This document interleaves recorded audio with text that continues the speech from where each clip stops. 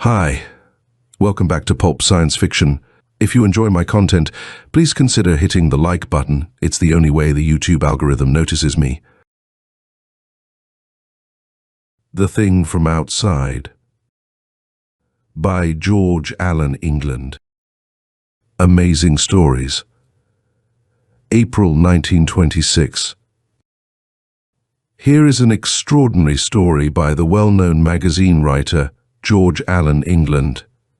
This story should be read quite carefully, and it is necessary to use one's imagination in reading it. The theme of Mr. England's story is unusual and extraordinary. If we can take insects and put them upon the dissecting table in order to study their anatomy, is there a good reason why some superintelligence cannot do the same thing with us humans? It may be taken as a certainty that intelligence, as we understand it, is not only of our Earth. It is also not necessary to presume that intelligence may have its setting only in a body of flesh and blood.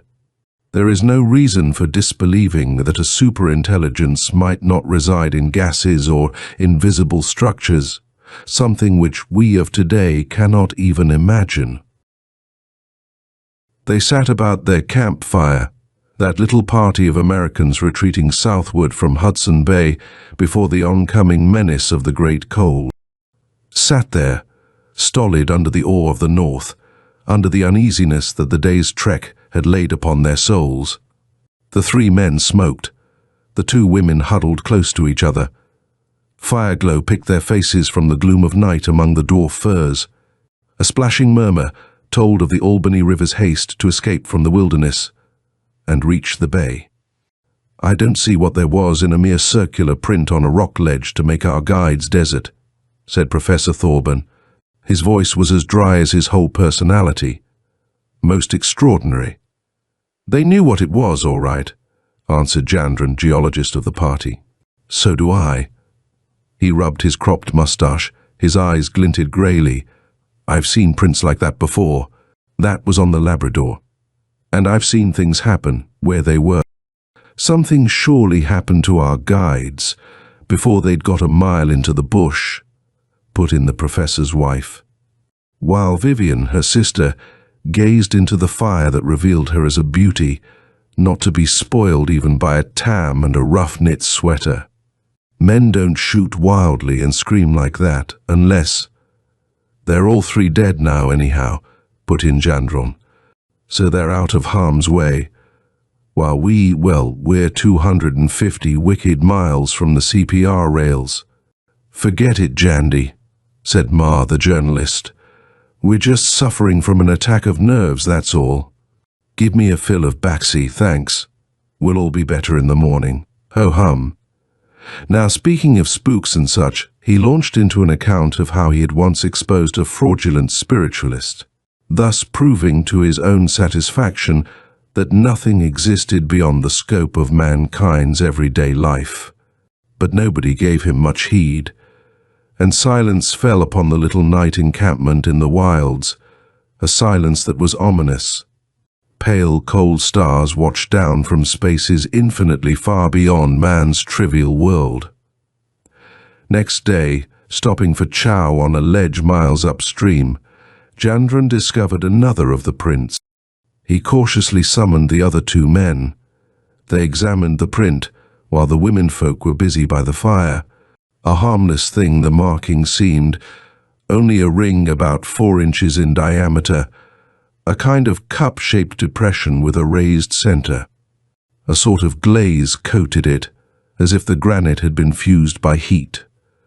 Jandron knelt, a well-knit figure in bright mackinaw and canvas leggings, and with a shaking finger explored the smooth curve of the print in the rock. His brows contracted as he studied it. We'd better get along out of this as quick as we can, said he in an unnatural voice. You've got your wife to protect, Thorburn, and I've got Vivian. And you have, nipped Ma. The light of an evil jealously gleamed in his heavy-lidded look. What you need is an alienist. Really, Jandron, the professor admonished, you mustn't let your imagination run away with you. I suppose it's imagination that keeps this print cold, the geologist retorted. His breath made faint, swirling coils of vapor above it. Nothing but a pothole, judged Thorburn, bending his spare, angular body to examine the print. The professor's vitality all seemed centered in his big bulged skull that sheltered a marvelous thinking machine. Now he put his lean hand to the base of his brain, rubbing the back of his head as if it ached. Then, under what seemed some powerful compulsion, he ran his bony finger around the print in the rock. "By Jove, but it is cold," he admitted, "and looks as if it had been stamped right out of the stone. Extraordinary." "Dissolved out, you mean," corrected the geologist. "By cold." The journalist laughed mockingly. "Wait till I write this up," he sneered. "Noted geologist declares frigid ghost dissolves granite." Jandron ignored him. He fetched a little water from the river and poured it into the print. "Ice," ejaculated the professor. "Solid ice." "Frozen in a second," added Jandron, while Ma frankly stared. "And it'll never melt either. I tell you, I've seen some of these rings before, and every time horrible things have happened. Incredible things. Something burned this ring out of the stone, burned it out with the cold interstellar space, something that can import cold as a permanent quality of matter, something that can kill matter and totally remove it. Of course that's all sheer poppycock." The journalist tried to laugh, but his brain felt numb. "This something, this thing," continued Jandron, "is a thing that can't be killed by bullets. It's what caught our guides on the barrens as they ran away, poor fools." A shadow fell across the print in the rock. Mrs. Thorburn had come up, was standing there. She had overheard a little of what Jandron had been saying. "Nonsense," she tried to exclaim, but she was shivering so she could hardly speak. That night, after a long afternoon of paddling and portaging, laboring against inhibitions like those in a nightmare, they camped on shelving rocks that slanted to the river. "After all," said the professor, when supper was done, "we mustn't get into a panic. I know extraordinary things are reported from the wilderness, and more than one man has come out raving. But we, by Jove, with our superior brains, we aren't going to let nature play us any tricks. And of course," added his wife, her arm about Vivian, "everything in the universe is a natural force. There's really no supernatural at all." "Admitted," Jandron replied, "but how about things outside the universe?" "And they call you a scientist," gibed Ma, but the professor leaned forward, his brows knit. He grunted. A little silence fell. "You don't mean really," asked Vivian, "that you think there's life and intelligence outside?" Jandron looked at the girl. Her beauty, haloed with ruddy gold from the firelight, was a pain to him as he answered, "Yes, I do. And dangerous life too. I know what I've seen in the North Country. I know what I've seen." Silence again, save for the crepitation of the flames, the fall of an ember, the murmur of the current. Darkness narrowed the wilderness to just that circle of flickering light, ringed by the forest and the river, brooded over by the pale stars. "Of course you can't expect a scientific man to take you seriously," commented the professor. "I know what I've seen. I tell you, there's something entirely outside man's knowledge." "Poor fellow," scoffed the journalist, but even as he spoke, his hand pressed his forehead. "There are things at work," Jandron affirmed, with dogged persistence. He lighted his pipe with a blazing twig. Its flame revealed his face drawn, lined. Things that reckon with us no more than we do with ants. Less, perhaps." The flame of the twig died. Knight stood closer, watching. "Suppose there are," the girl asked. "What's that got to do with these prints in the rock?" "They," answered Jandron, "are marks left by one of those things. Footprints, maybe. That thing is near us, here and now." Ma's laugh broke a long stillness. "And you," he exclaimed, "with an AM and a BS to write after your name." "If you knew more," retorted Jandron, "you'd know a devilish sight less. It's only ignorance that's cocksure." "But," dogmatized the professor. No scientist of any standing has ever admitted any outside interference with this planet. No. And for thousands of years nobody ever admitted that the world was round either. What I've seen, I know. Well, what have you seen? Asked Mrs. Thorburn, shivering. You'll excuse me, please, for not going into that just now. You mean, the professor demanded dryly, if this supposititious thing wants to. It'll do any infernal thing it takes a fancy to, yes, if it happens to want us. But what could things like that want of us? Why should they come here at all? Oh, for various reasons. For inanimate objects, at times, and then again for living beings. They've come here lots of times, I tell you, Jandron asserted with strange irritation, and got what they wanted, and then gone away to somewhere. If one of them happens to want us, for any reason, it will take us, that's all. If it doesn't want us, it will ignore us, as we'd ignore gorillas in Africa if we were looking for gold. But if it was gorilla fur we wanted, that would be different for the gorillas, wouldn't it? What in the world, asked Vivian, could a thing from outside want of us? What do men want, say, of guinea pigs? Men experiment with them, of course. Superior beings use inferior for their own ends. To assume that man lay the supreme product of evolution is gross self-conceit. Might not some superior thing want to experiment with human beings? But how? Demanded Ma. The human brain is the most highly organized form of matter known to this planet. Suppose now. Nonsense, interrupted the professor. All hands to the sleeping bags, and no more of this. I've got a wretched headache. Let's anchor in Blanket Bay. He and both the women turned in. Jandron and Ma sat a while longer by the fire.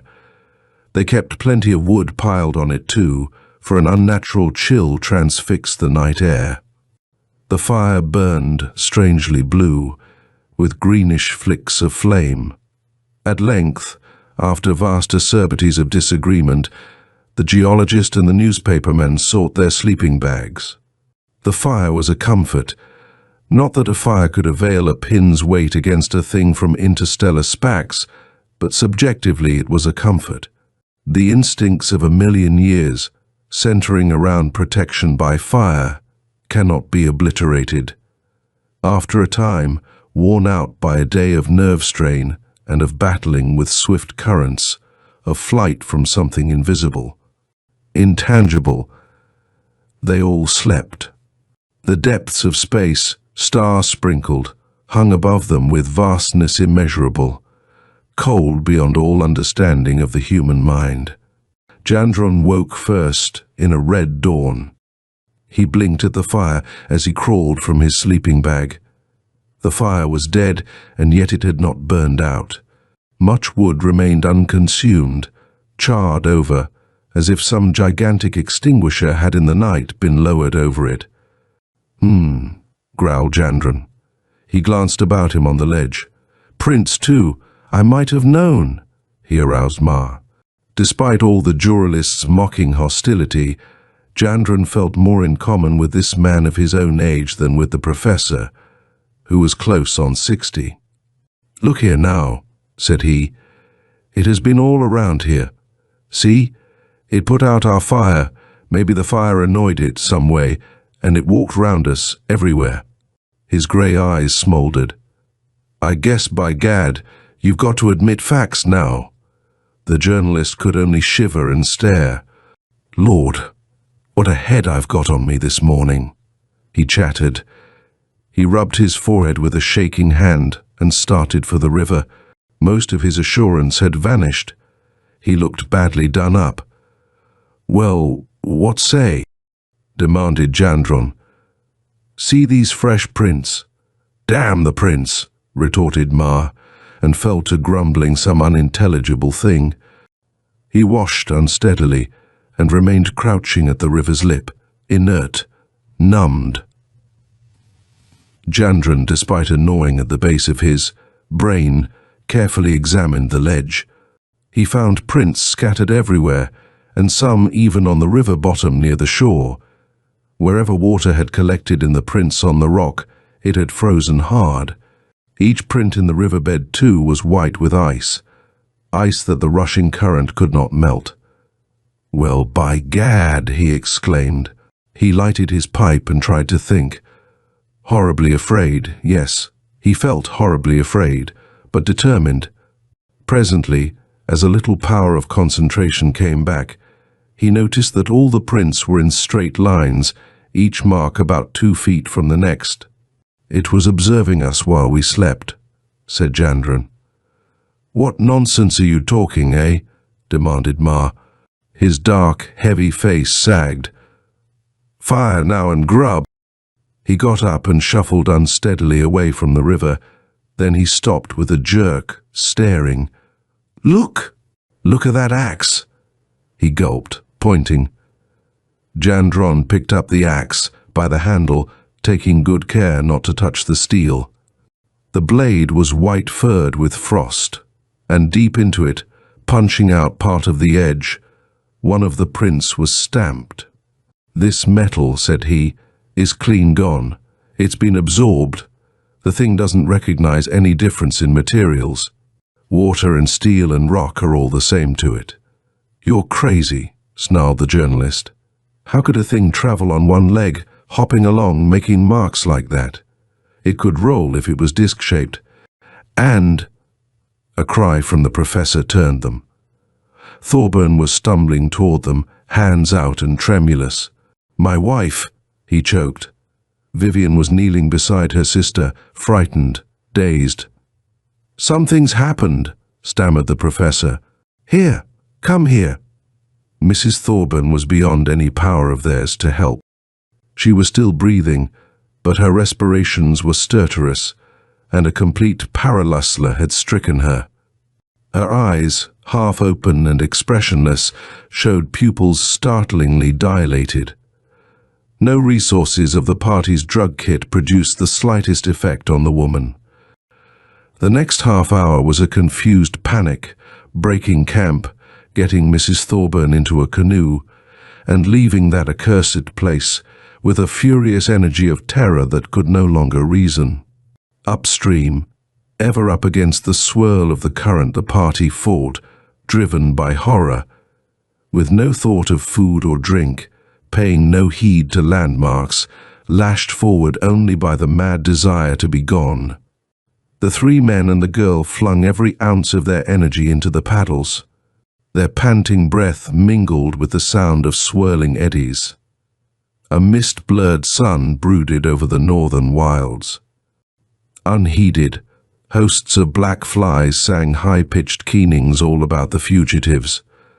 On either hand, the forest waited, watched. Only after 2 hours of sweating toil had brought exhaustion did they stop, in the shelter of a cove where black waters circled, foam-flecked. There they found the professor's wife. She was dead. Nothing remained to do but bury her. At first Thorburn would not hear of it. Like a madman, he insisted that through all hazards he would fetch the body out. But no, impossible. So, after a terrible time, he yielded. In spite of her grief, Vivian was admirable. She understood what must be done. It was her voice that said the prayers, her hand that, lacking flowers, laid the fir boughs on the cairn. The professor was dazed past doing anything, saying anything. Toward mid-afternoon the party landed again, many miles upriver. Necessity forced them to eat. Firs would not burn. Every time they lighted it, it smoldered and went out with a heavy, greasy smoke. The fugitives ate cold food and drank water, then shoved off in 2 canoes and once more fled. In the 3rd canoe, hauled to the edge of the forest, lay all the rock specimens, data and curios, scientific instruments. The party kept only Ma's diary, a compass, supplies, firearms and medicine kit. "We can find the things we've left sometime," said Jandron, noting the place well. "Sometime after it has gone. And bring the body out," added Thorburn. Tears for the first time wet his eyes. Vivian said nothing. Ma tried to light his pipe. He seemed to forget that nothing, not even tobacco, would burn now. Vivian and Gendron occupied one canoe. The other carried the professor and Ma. Thus the power of the two canoes was about the same. They kept well together, upstream. The fugitives paddled and portaged with a dumb, desperate energy. Toward evening they struck into what they believed to be the Mamatawan. A mile up this, as the blurred sun faded beyond a wilderness of ominous silence, they camped. Here they made determined efforts to kindle fire. Not even alcohol from the drug kit would start it. Cold, they mumbled a little food. Cold, they huddled into their sleeping bags, there to LE with darkness leaden on their fear. After a long time, up over a world void of all sounds save the river flow, slid an amber moon notched by the ragged tops of the conifers. Even the wail of a timber wolf would have come as welcome relief, but no wolf howled. Silence and night enfolded them, and everywhere they felt that it was watching. Foolishly enough, as a man will do foolish things in a crisis, Gendron laid his revolver outside his sleeping bag, in easy reach. His thought, blurred by a strange drawing headache, was, if it touches Vivian, I'll shoot. He realized the complete absurdity of trying to shoot a visitant from interstellar space, from the fourth dimension maybe. But Gendron's ideas seemed tangled. Nothing would come right. He lay there, absorbed in a kind of waking nightmare. Now and then, rising on an elbow, he hearkened, all in vain. Nothing so much as stirred. His thought drifted to better days, when all had been health, sanity, optimism, when nothing except jealousy of Ma, as concerned Vivian, had troubled him. Days when the sizzle of the frying pan over friendly coals had made friendly wilderness music, when the wind and the northern star, the whir of the reel, the whispering vortex of the paddle in clear water, had all been things of joy. Yes, and when a certain happy moment had, through some word or look of the girl, seemed to promise his heart's desire. But now, damn it, I'll save her anyhow. He swore with savage intensity, knowing all the while that what was to be would be unmitigably. Do ants, by any waving of antenna, stay the down-crushing foot of man? Next morning, and the next, no sign of the thing appeared. Hope revived that possibly it might have flitted away elsewhere, back perhaps to outer space. Many were the miles the urging paddles spurned behind. The fugitives calculated that a week more would bring them to the railroad. Fire burned again. Hot food and drink helped wonderfully, but where were the fish? Most extraordinary, all at once said the professor, at noonday camp. He had become quite rational again. Do you realize, Gendron, we've seen no traces of life in some time? The geologist nodded. Only too clearly he had noted just that, but he had been keeping still about it. That's so too, chimed in Ma, enjoying the smoke that some incomprehensible turn of events was letting him have. Not a muskrat or beaver, not even a squirrel or bird. Not so much as a gnat or black fly, the professor added. Gendron suddenly realized that he would have welcomed even those. That afternoon, Ma fell into a suddenly vile temper. He mumbled curses against the guides, the current, the portages, everything. The professor seemed more cheerful. Vivian complained of an oppressive headache. Gendron gave her the last of the aspirin tablets, and as he gave them, took her hand in his. I'll see you through anyhow, said he. I don't count now. Nobody counts, only you. She gave him a long, silent look.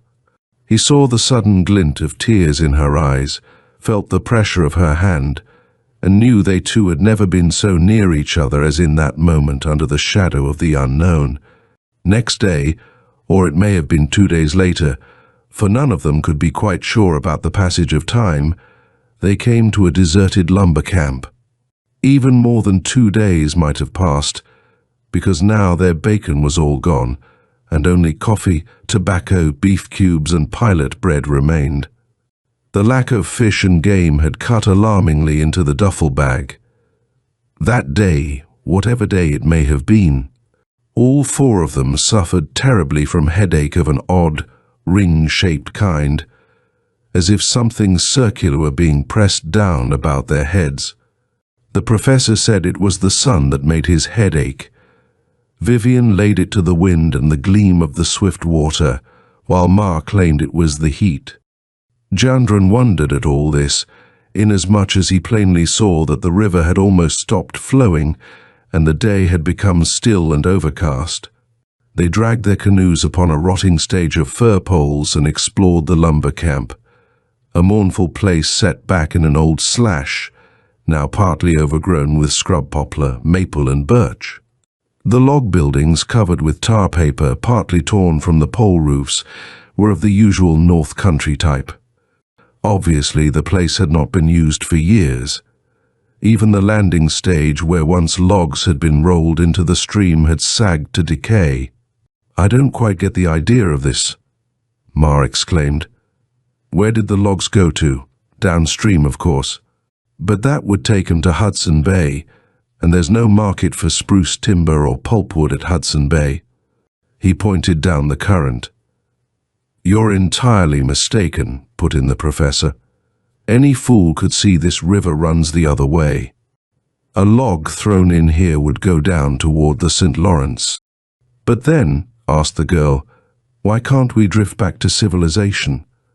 The professor retorted, "Just what we have been doing all along. Extraordinary that I have to explain the obvious." He walked away in a huff. "I don't know, but he's right at that," half admitted the journalist. "I've been thinking almost the same thing myself, the past day or two, that is, ever since the sun shifted." "What do you mean, shifted?" "From Jandron, you haven't noticed it. But there's been no sun at all for at least 2 days." "Hanged if I'll waste time arguing with a lunatic," Ma growled.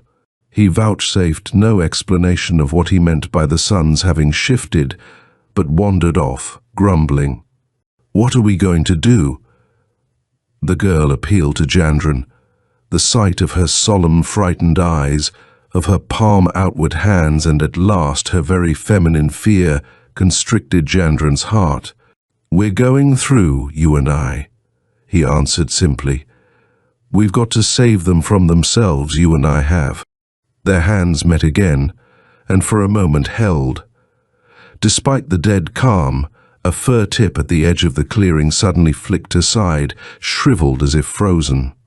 But neither of them saw it. The fugitives, badly spent, established themselves in the barroom or sleeping shack of the camp. They wanted to feel a roof over them again, if only a broken one. The traces of men comforted them, a couple of broken peavies, a pair of snowshoes with the thongs all gnawed off, a cracked bit of mirror, a yellowed almanac dated 1899. Jandron called the professor's attention to this almanac, but the professor thrust it aside. "What do I want of a Canadian census report?" he demanded, and fell to counting the bunks over and over again. His big bulge of his forehead, that housed the massive brain of him, was oozing sweat. Ma cursed what he claimed was sunshine through the holes in the roof. Though Jandron could see none, claimed the sunshine made his head ache. "But it's not a bad place," he added. "We can make a blaze in that fireplace and be comfy. I don't like that window, though." "What window?" asked Jandron. "Where?" Ma laughed and ignored him. Jandron turned to Vivian, who had sunk down on the deacon seat and was staring at the stove. "Is there a window here?" he demanded. "Don't ask me," she whispered. I don't know." With a very thriving fear in his heart, Jandron peered at her a moment. He fell to muttering, "I'm Wallace Jandron. Wallace Jandron, 37 Ware Street, Cambridge, Massachusetts. I'm quite sane." And I'm going to stay so. I'm going to save her. I know perfectly well what I'm doing. And I'm sane. Quite sane. After a time of confused and purposeless wrangling, they got a fire going and made coffee. This, and cube bouillon with hardtack, helped considerably. The camp helped too. A house, even a poor and broken one, is a wonderful barrier against a thing from outside. Presently darkness folded down. The men smoked, thankful that tobacco still held out. Vivian lay in a bunk that Jandron had piled with spruce boughs for her, and seemed to sleep. The professor fretted like a child over the blisters his paddle had made upon his hands. Ma laughed now and then, though what he might be laughing at was not apparent. Suddenly he broke out, "After all, what should it want of us?" "Our brains, of course," the professor answered sharply. "That lets Jandron out," the journalist mocked. "But," added the professor, "I can't imagine a thing callously destroying human beings. And yet—" He stopped short, with surging memories of his dead wife. "What was it," Jandron asked, "that destroyed all those people in Valladolid, Spain? That time so many of them died in a few minutes after having been touched by an invisible something that left a slight red mark on each. The newspapers were full of it." "Piffle," yawned Ma. "I tell you," insisted Jandron, "there are forms of life as superior to us as we are to ants. We can't see 'em. No ant ever saw a man. And did any ant ever form the least conception of a man? These things have left thousands of traces all over the world. If I had my reference books, tell that to the Marines." "Charles Fort, the greatest authority in the world on unexplained phenomena," persisted Jandron, "gives innumerable cases of happenings that science can't explain. In his Book of the Damned, he claims this earth was once a no-man's land where all kinds of things explored and colonized and fought for possession. And he says that now everybody's warned off, except the owners. I happen to remember a few sentences of his. In the past, inhabitants of a host of worlds have dropped here, hopped here, wafted here, sailed, flown, motored, walked here, have come singly, have come in enormous numbers, have visited for hunting, trading, mining. They have been unable to stay here, have made colonies here, have been lost here." "Poor fish to believe that," mocked the journalist, while the professor blinked and rubbed his bulging forehead. "I do believe it," insisted Jandron. "The world is covered with relics of dead civilizations that have mysteriously vanished, leaving nothing but their temples and monuments. Rubbish. How about Easter Island? How about all the gigantic works there and in 1,000 other places, Peru, Yucatan, and so on, which certainly no primitive race ever built?" "That's thousands of years ago," said Ma, "and I'm sleepy. For heaven's sake, can it? Oh, all right, but how explain things then? What the devil could one of those things want of our brains?" suddenly put in the professor. "After all, what?" "Well, what do we want of lower forms of life? Sometimes food, again some product or other, or just information. Maybe it is just experimenting with us, the way we poke an ant hill. There's always this to remember, that the human brain tissue is the most highly organized form of matter in this world." "Yes," admitted the professor, "but what? It might want brain tissue for food, for experimental purposes, for lubricant. How do I know?" Jandron fancied he was still explaining things, but all at once he found himself waking up in one of the bunks. He felt terribly cold, stiff, sore. A sift of snow lay here and there on the camp floor, where it had fallen through holes in the roof. "Vivian," he croaked hoarsely, "Thorburn, Ma." Nobody answered. There was nobody to answer. Jandron crawled with immense pain out of his bunk and blinked round with bleary eyes. All of a sudden he saw the professor and gulped. The professor was lying stiff and straight in another bunk, on his back. His waxen face made a mask of horror. The open, staring eyes, with pupils immensely dilated, sent Jandron shuddering back. A livid ring marked the forehead that now sagged inward as if empty. "Vivian!" croaked Jandron, staggering away from the body. He fumbled to the bunk where the girl had lain. The bunk was quite deserted. On the stove, in which lay half-charred wood smothered out as if by some noxious gas, still stood the coffee pot. The liquid in it was frozen solid. Of Vivian and the journalist, no trace remained.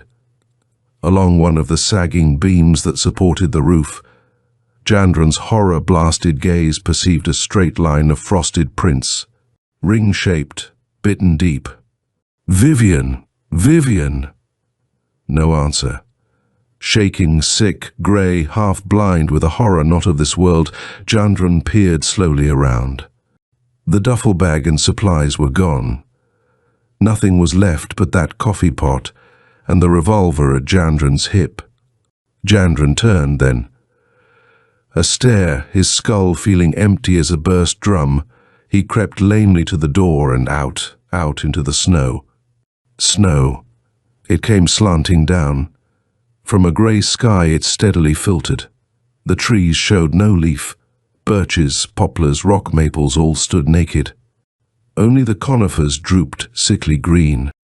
In a little shallow across the river snow lay white on thin ice. Ice? Snow.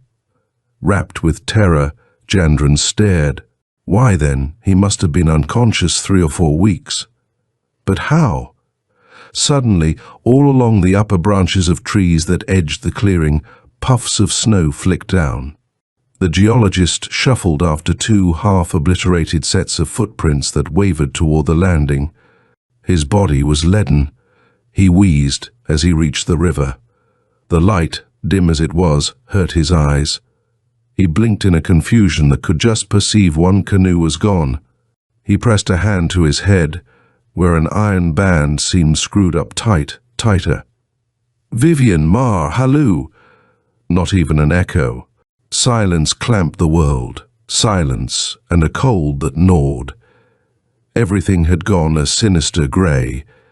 After a certain time, though time now possessed neither reality nor duration, Jandron dragged himself back to the camp and stumbled in. Heedless of the staring corpse, he crumpled down by the stove and tried to think, but his brain had been emptied of power. Everything blent to a grey blur. Snow kept slithering in through the roof. "Well, why don't you come and get me?" "Thing?" suddenly snarled Jandron. "Here I am. Damn you, come and get me." Voices. Suddenly he heard voices. Yes, somebody was outside there. Singularly aggrieved, he got up and limped to the door. He squinted out into the grey, saw 2 figures down by the landing. With numb indifference he recognized the girl and Ma. Why should they bother me again? He nebulously wondered. Can't they go away and leave me alone? He felt peevish irritation. Then, a modicum of reason returning, he sensed that they were arguing.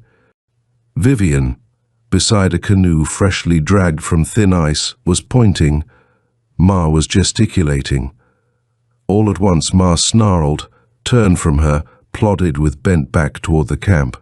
"But listen," she called, her rough-knit sweater all powdered with snow. "That's the way." She gestured downstream. "I'm not going either way." Ma retorted. "I'm going to stay right here." He came on bareheaded. Snow grayed his stubble of beard, but on his head it melted as it fell, as if some fever there had raised the brain stuff to improbable temperatures. "I'm going to stay right here all summer." His heavy lids sagged. Puffy and evil, his lips showed a glint of teeth. "Let me alone." Vivian lagged after him, kicking up the ash-like snow. With indifference, Jandran watched them. Trivial human creatures. Suddenly, Ma saw him in the doorway and stopped short. He drew his gun. He aimed at Jandran.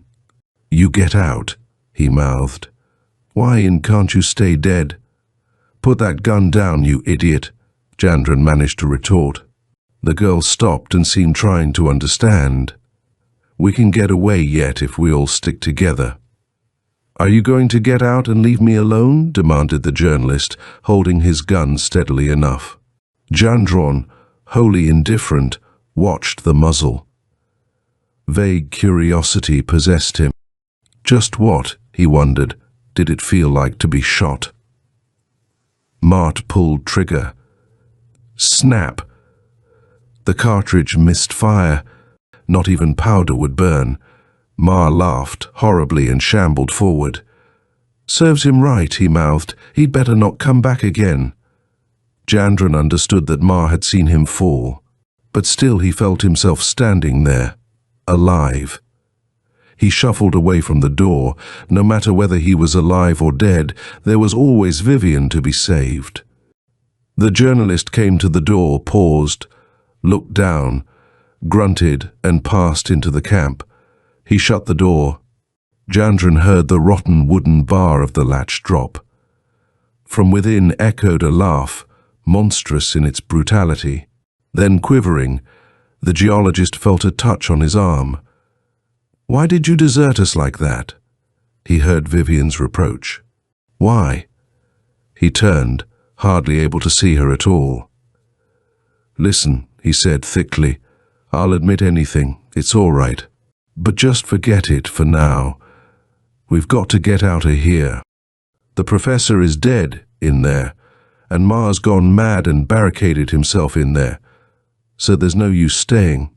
There's a chance for us yet. Come along." He took her by the arm and tried to draw her toward the river, but she held back. The hate in her face sickened him. He shook in the grip of a mighty chill. "Go with you?" she demanded. "Yes, by God," he retorted in a swift blaze of anger, "or I'll kill you where you stand. It shan't get you anyhow," swiftly piercing a greater cold smote to his inner marrows. A long row of the cup-shaped prints had just appeared in the snow beside the camp, and from these marks wafted a faint, bluish vapor of unthinkable cold. "What are you staring at?" the girl demanded. "Those prints. In the snow there, see?" He pointed a shaking finger. "How can there be snow at this season?" He could have wept for the pity of her, the love of her. On her red tam, her tangle of rebel hair, her sweater, the snow came steadily drifting, yet there she stood before him and prated of summer. Jandran heaved himself out of a very slough of down-dragging lassitudes. He whipped himself into action.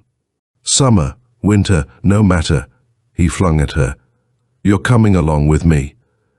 He seized her arm with the brutality of desperation that must hurt to save. And murder, too, lay in his soul. He knew that he would strangle her with his naked hands, if need were, before he would ever leave her there, for it to work its horrible will upon. "You come with me," he mouthed, "or by the Almighty." Ma's scream in the camp whirled him toward the door. That scream rose higher, higher, even more and more piercing, just like the screams of the runaway Indian guides in what now appeared the infinitely long ago. It seemed to last hours, and always it rose, rose, as if being wrung out of a human body by some kind of agony not conceivable in this world. Higher, higher. Then it stopped. Jandran hurled himself against the plank door. The bar smashed, the door shivered inward. With a cry, Jandran recoiled. He covered his eyes with a hand that quivered, claw-like. "Go away, Vivian. Don't come here, don't look." He stumbled away, babbling. Out of the door crept something like a man. A queer, broken, bent-over thing. A thing crippled, shrunken and flabby, that whined. This thing, yes, it was still Ma, crouched down at one side, quivering, whimpering. It moved its hands as a crushed ant moves its antennae, jerkily, without significance. All at once, Jandran no longer felt afraid. He walked quite steadily to Ma, who was breathing in little gasps. From the camp issued an odor unlike anything terrestrial. A thin, greyish grease covered the sill. Jandran caught hold of the crumpling journalist's arm. Ma's eyes leered, filmed, unseeing. He gave the impression of a creature whose back has been broken, whose whole essence and energy have been wrenched asunder, yet in which life somehow clings palpitant. A creature vivisected. Away through the snow, Jandran dragged him. Ma made no resistance, just let himself be led, whining a little, palsied, rickety, shattered. The girl, her face whitely cold as the snow that fell on it, came after. Thus they reached the landing at the river. "Come now, let's get away." Jandran made shift to articulate. Ma said nothing. But when Jandran tried to bundle him into a canoe, something in the journalist revived with swift, mad hatefulness. That something lashed him into a spasm of wiry, incredibly venomous resistance. Slavers of blood and foam streaked Ma's lips. He made horrid noises like an animal. He howled dismally and bit, clawed, writhed and grovelled. He tried to sink his teeth into Jandran's leg. He fought appallingly, as men must have fought in the inconceivably remote days even before the Stone Age. And Vivian helped him. Her fury was a tiger cat's. Between the pair of them, they almost did him in. They almost dragged Jandran down, and themselves too, into the black river that ran swiftly sucking under the ice. Not till Jandran had quite flung off all vague notions and restraints of gallantry, not until he struck from the shoulder, to kill if need were, did he best them. He beat the pair of them unconscious, trussed them hand and foot with the painters of the canoes, rolled them into the larger canoe, and shoved off. After that, the blankness of a measureless oblivion descended. Only from what he was told, weeks after, in the Royal Victoria Hospital at Montreal. Did Jandran ever learn how and when a field squad of Dominion foresters had found them drifting in Lake Musawamkeag? And that knowledge filtered slowly into his brain during a period inchoate as Iceland fogs. That Ma was dead and the girl alive, that much, at all events, was solid. He could hold to that. He could climb back, with that, to the real world again. Jandran climbed back, came back. Time healed him, as it healed the girl. After a long, long while, they had speech together. Cautiously he sounded her wells of memory. He saw that she recalled nothing. So he told her white lies about capsized canoes and the sad death, in realistically described rapids, of all the party except herself and him. Vivian believed. Fate, Jandran knew, was being very kind to both of them. But Vivian could never understand in the least why her husband, not very long after marriage, asked her not to wear a wedding ring or any ring whatever. Men are so queer, covers a multitude of psychic agonies. Life, for Jandran, life, softened by Vivian, knit itself up into some reasonable semblance of a normal pattern. But when, at lengthening intervals, memories even now awake, memories crawling amid the slime of cosmic mysteries, that it is madness to approach. Or when at certain times Jandran sees a ring of any sort, his heart chills with a cold that reeks of the horrors of infinity, and from shadows past the boundaries of our universe seem to beckon things that, God grant, can never till the end of time be known on earth. The End of the Thing from Outside, by George Allen England.